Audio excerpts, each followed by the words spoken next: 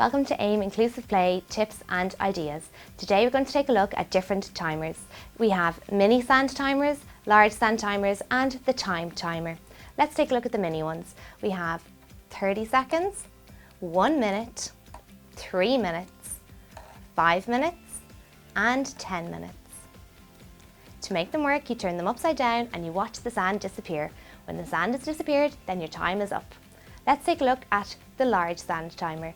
Depending on your pack, you will get one timer, 1, 3 or 5 minutes. To make them work, you turn it upside down and you watch the sand disappear.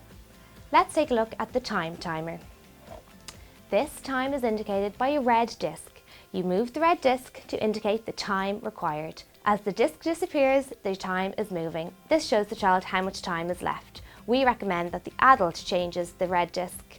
At the back you have an optional audible button that beeps when the time is up. It also has its own stand. So let's take a look at how to use the different timers in your setting.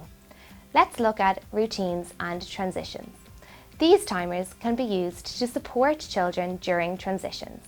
In the anticipation of moving from one activity to the next, some children may experience some anxiety. These timers can be used to support the child from one transition to the next. Let's look at a child who doesn't want to tidy up. Maybe they're not ready to finish their activity. So they could pick up a sand timer and they could turn it upside down. And when the sand is finished, they know it's time to tidy up. The different timers can also be used to help children and support them in their social play. Let's look at sharing and taking turns with peers.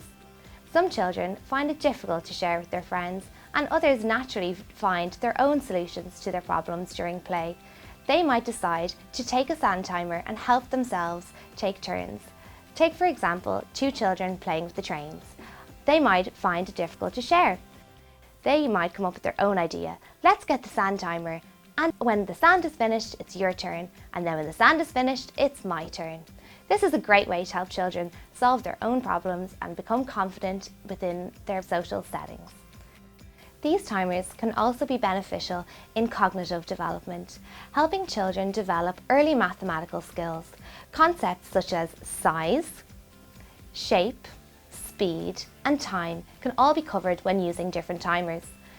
Introducing early mathematical language in everyday discussions helps set the foundation for inquiry-based learning. We can come up with different ideas. Take for example the different times on the timers. We could ask the children, which one is going to finish first? Which one do you think is the fastest? Or which one is the slowest? There's also a sensory element to using these timers within your classroom. Watching the sand simply flow is quite relaxing, and some children may enjoy just simply watching the sand fall from one end to the next.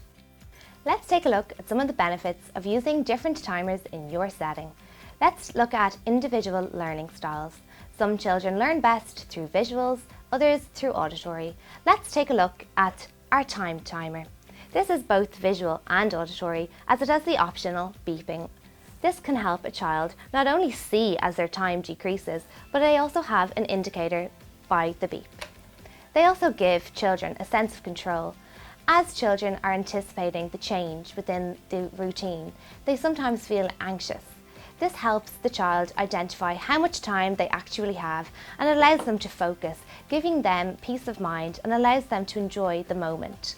It's important to consider how and when to use the different timers with the children in your setting. Taking into consideration their ages and stages of development, you can decide which one is appropriate for the children in your group. So get creative with your different ideas and enjoy using the different timers.